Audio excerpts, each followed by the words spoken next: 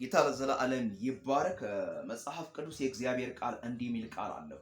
እግዚአብሔር ለዘላለም ይመስገን።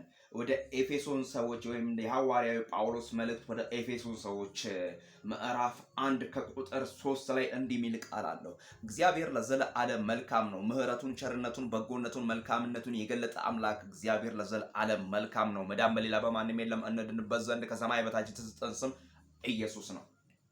እንዲህ ይላል፣ በክርስቶስ በሰማያዊ ስፍራ በመንፈሳዊ በረከት ሁሉ የባረከን የጌታችን የኢየሱስ ክርስቶስ አምላክና አባት ይባረክ።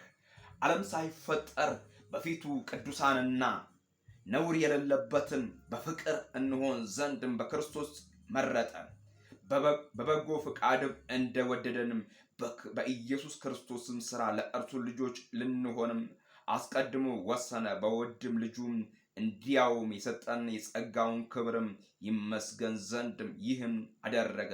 በውድ ልጁም እንደ ጸጋው ባለጠግነት መጠንም በደሙ የተደረገ ቤዛነታችን አገኘን። እርሱም የበደላችን ስርየት፣ ጸጋውም በጥበብ በአእምሮ ሁሉ አበዛልን። ጌታ ለዘላለም ይባረክ። ጌታ ለዘላለም ይባረክ።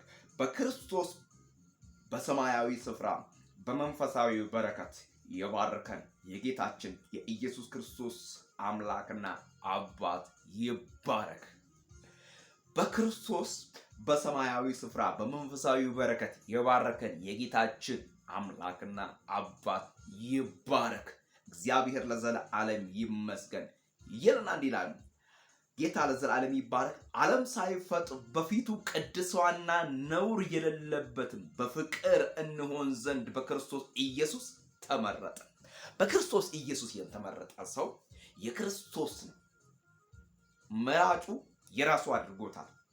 መራጩ የራሱ ያደረገው መራጩ ደግሞ ክርስቶስ የራሱ ካደረገው ይሄ ሰው ለክርስቶስ የተለየ ነው። ባለበት ጊዜ በተገኘበት ጊዜ የእግዚአብሔርና የእግዚአብሔርን ነገር ይናገራል። ስለዚህ ማህበራዊ ሚዲያ ላይ የምትከታተሉ የአባቴ ብሩካን ያልሰማችሁ ስሙ፣ የሰማችሁትን ያልሰሙት አሰሙ። ወንጌል ይለውጣል። ኢየሱስ ያድናል። መልእክት ነው፣ ሌላ ምንም አይደለም። በኢየሱስ ክርስቶስ መልእክት ነው የምንናገረው፣ መልእክት ነው። በደንብ ጆሮ ሰጣችሁ እንድትሰሙ እንፈልጋለን። ኢየሱስ ያድናል። ኢየሱስ ጌታ ነው።